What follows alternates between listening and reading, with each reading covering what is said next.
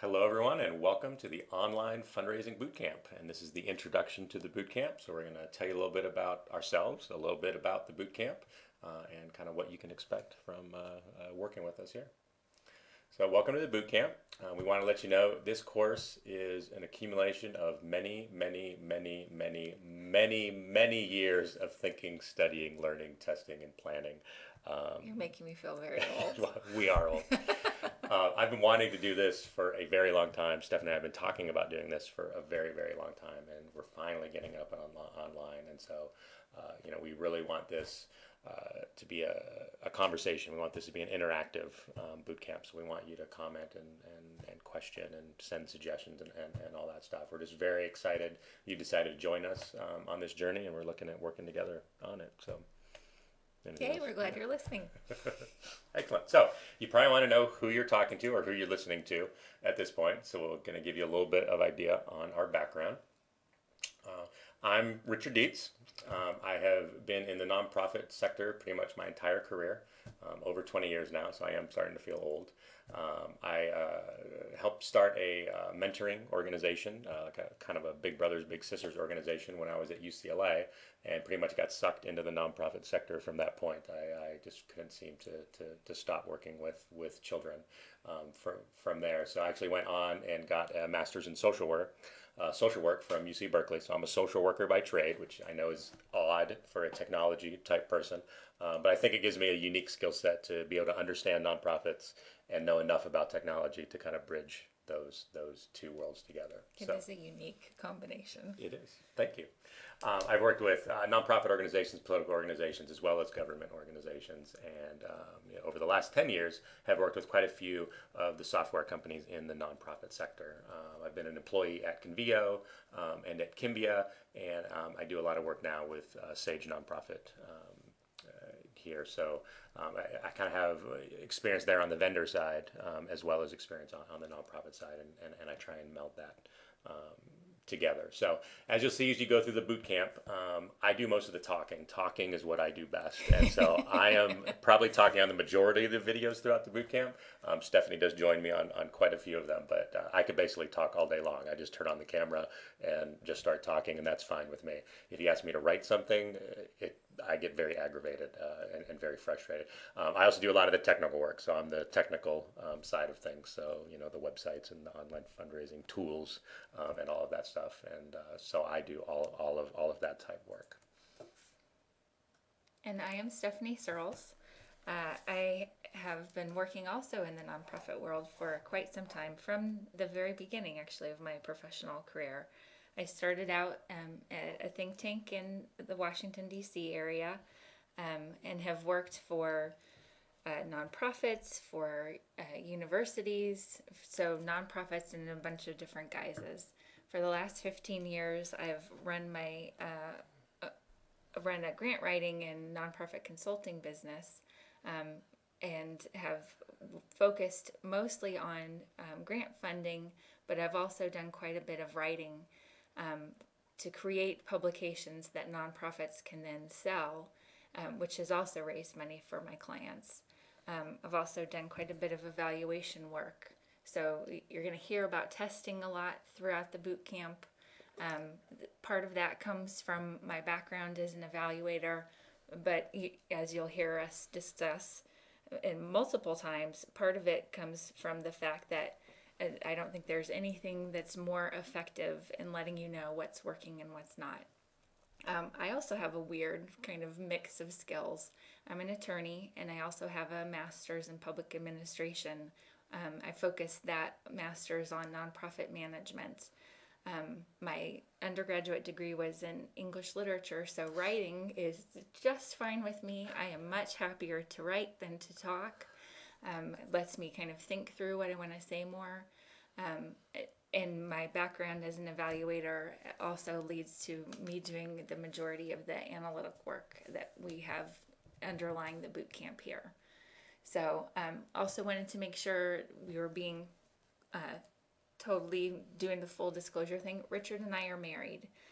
We've been married for how long now? 11 or 12 years now. It Long seems enough longer. that we've lost track of how long we've been married. So We are also married, so just wanted to make sure we didn't seem like we were hiding Right. anything So, there. so we're a good team as a married couple. We're also a good team as a professional couple in that where our strengths lie and where our weaknesses lie, we seem to mesh really well together. And one of the reasons we wanted to do this boot camp together is because it's going to help you get kind of two different perspectives as you're going through the boot camp.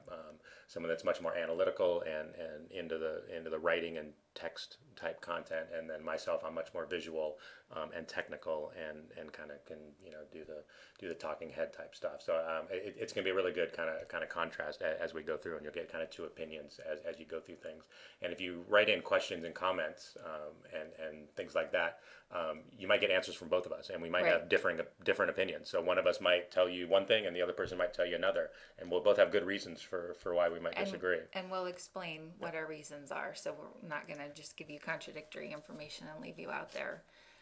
Richard and I actually met through work and learned very quickly that we both have a passion for nonprofit organizations. So we created nonprofit R&D to help nonprofits. We saw a huge need for nonprofits, particularly small and medium-sized nonprofits, to have access to information about how they can use technology and the internet to support their work.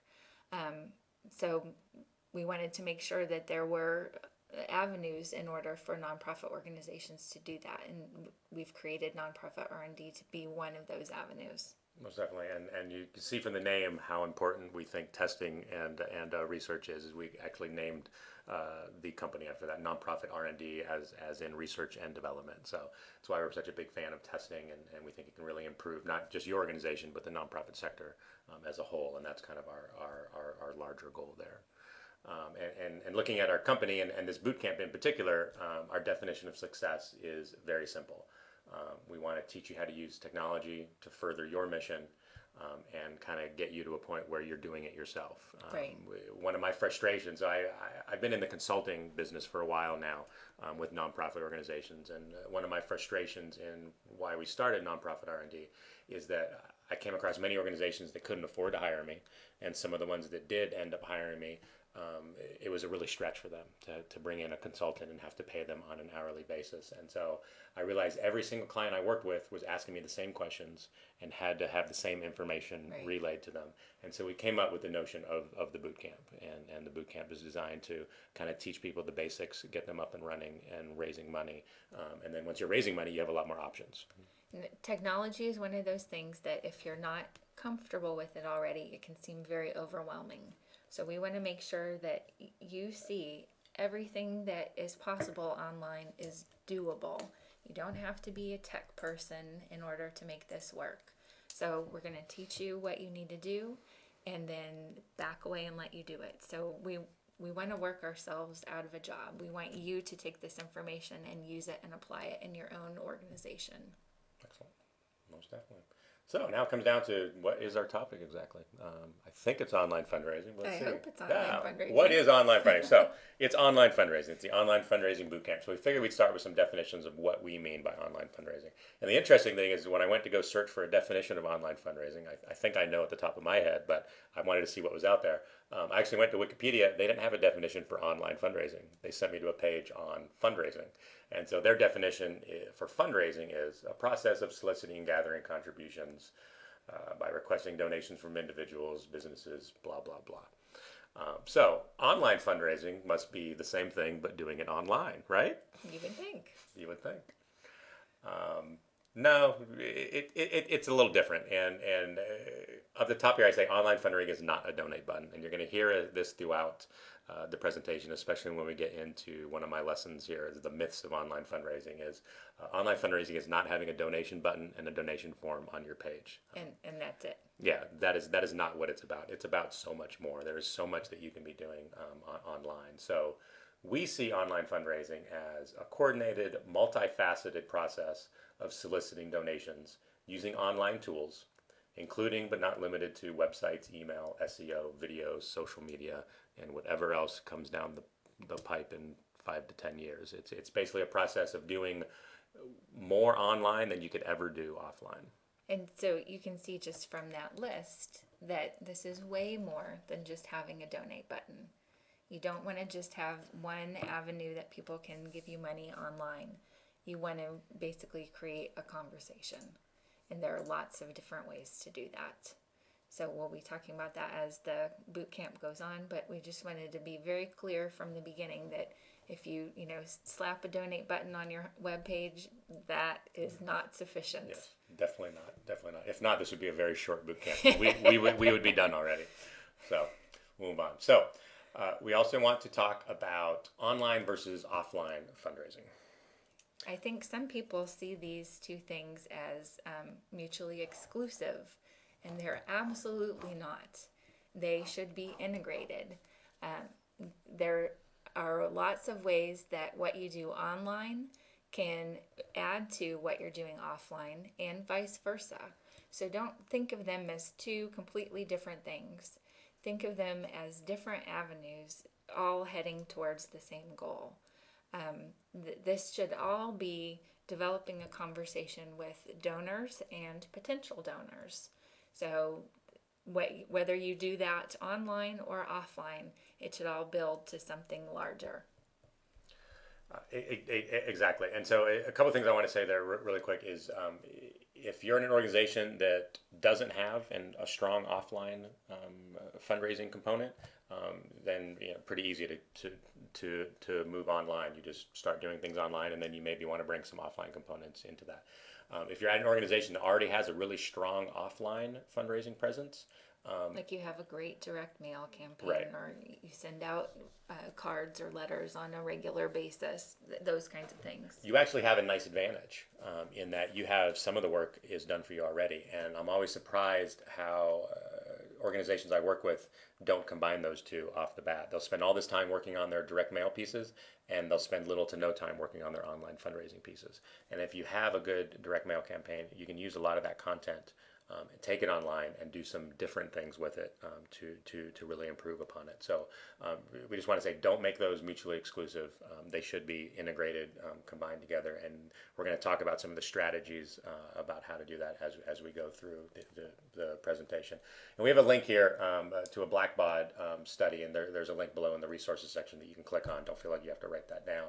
But it's a Blackbaud research paper that talks about multi-channel fundraising. And what we mean by multi-channel is raising money in very different areas: offline, online, social media, websites, all these different places, and how you can integrate all those, and the power that you get from integrating all those. So if you have somebody in your organization that thinks offline fundraising is the only way to go, some of the research out there can help you make a case for combining those two. And that's a particularly good study on that point. Yeah.